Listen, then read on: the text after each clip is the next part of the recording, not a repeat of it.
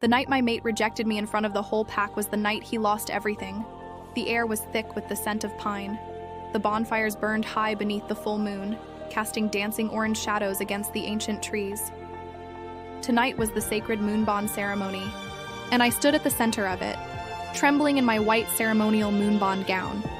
My heart hammered against my ribs like a trapped bird. Across the clearing stood Alpha Kale Rowan, powerful, worshipped, cold. He was my fated mate, or so I had spent my entire life believing. The pack elder stepped forward, his face etched with the wisdom of centuries. He raised a carved moonstaff toward the silver sky. The crowd fell silent as the elder's voice boomed across the clearing. "Join hands," he commanded, "to seal the bond forever." I reached for him, my fingers shaking, but Kyle did not move. Instead, he stepped back, his expression turning to one of utter disgust. "I reject her." His words were like shards of ice piercing my soul. The entire pack gasped as one, a wave of shock rippling through.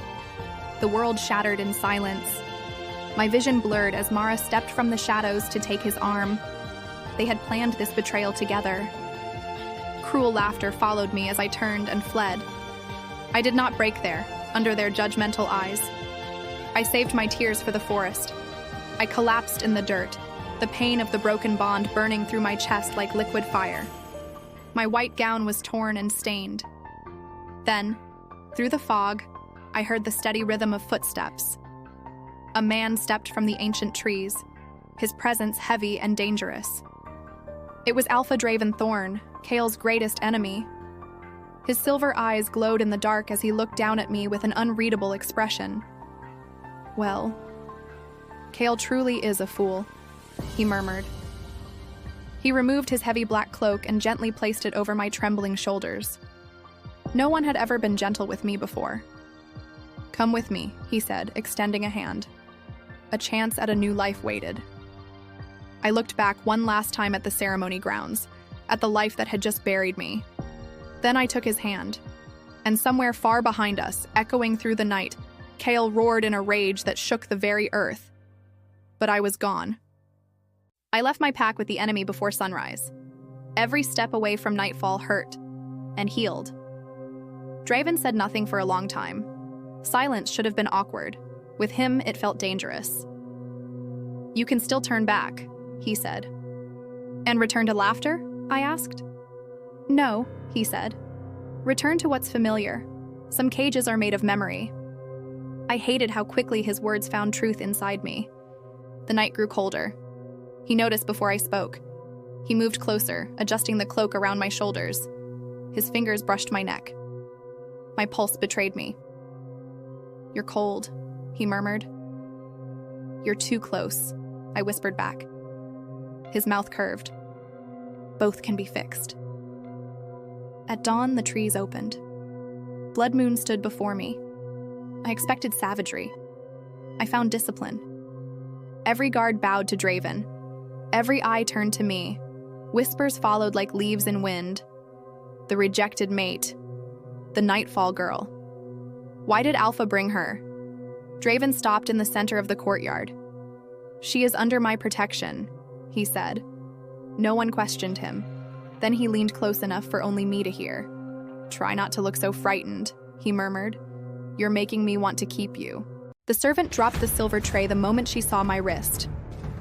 The sound rang through Draven's chamber like an alarm bell. I looked down. Beneath the sleeve of his cloak, a pale symbol was glowing on my skin.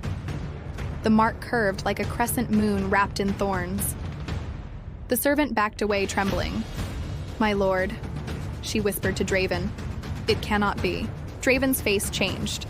For the first time since meeting him, he looked surprised. "What is it?" I demanded. No one answered fast enough. The servant lowered herself to one knee.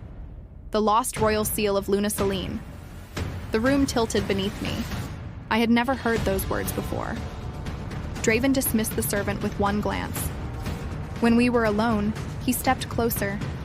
"That mark belonged to the last Moon Queen," he said quietly. "She vanished 22 years ago." I swallowed. I was 22. My breath turned shallow. "You think I'm her daughter?" "I think," Draven said, voice low. Kyle rejected far more than a mate. He lifted my wrist carefully. His fingers were warm. The mark brightened at his touch. My pulse stumbled.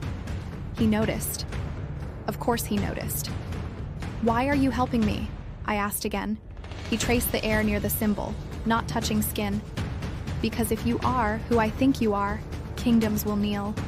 Then he smiled slowly, and because I wanted to meet the woman who made Kale blind. Miles away in Nightfall Castle, Kale crushed a goblet in his bare hand. The bond still existed.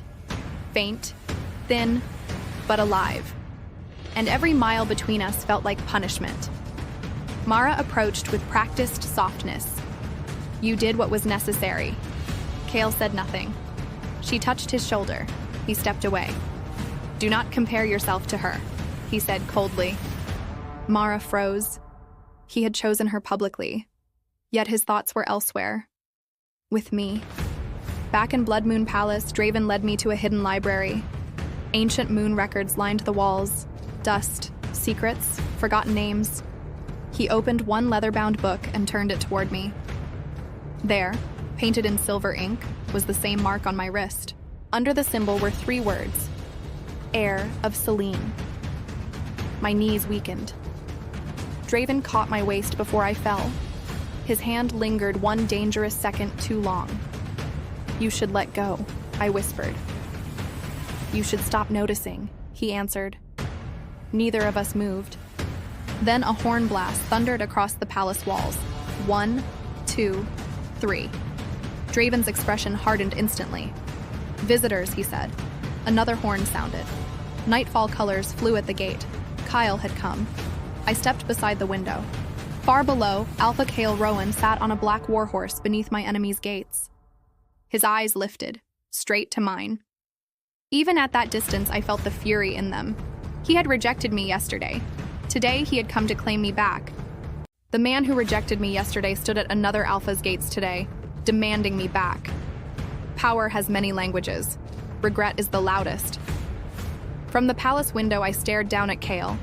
Wind tore through his black cloak. He looked less like a visitor and more like a storm deciding where to break. My chest tightened. Not from the bond, from memory. The cruel thing about heartbreak is that it remembers beauty even after truth has ruined it. Draven stepped beside me, close enough that warmth brushed my shoulder. Would you like me to throw him out? He asked calmly. Or make him wait? I almost laughed. He came for diplomacy, I said. No, Draven replied. He came because something he discarded now belongs where he cannot reach it. The gates opened. Not for Kale, for Draven. He descended the grand stone steps like a king walking into battle. I followed. Kale dismounted the moment he saw me. His eyes moved over my gown, my uncovered hair, and the man beside me. Something dangerous darkened in his face. Lena, he said. Just my name. Softly. I hated how much it still reached me. Draven moved half a step forward. Clear message. Mine to protect. You rejected her publicly, Draven said. So explain why you crossed mountains privately. Kale's jaw flexed. This matter concerns Nightfall. Draven smiled without warmth. She is not a matter. Kyle ignored him and looked at me. Come home. 2 words. No apology, no explanation, only expectation. I stared at the hand that once refused mine. Something in me settled. No. The courtyard went silent. Kale looked as if I had struck him. Lena, you made your choice, I said quietly. Now I make mine. Mara rode through the gate behind Nightfall ranks. Too late, too elegant, too furious. She is marked, Mara snapped. That changes alliances. Kyle's eyes cut to my wrist. The moon symbol glowed faintly beneath my sleeve. He went pale. He knew what it meant. Draven's hand settled at the small of my back. Possessive, protective, intentional. If you are finished, Draven said lazily. My guest is tired. Kale stepped forward.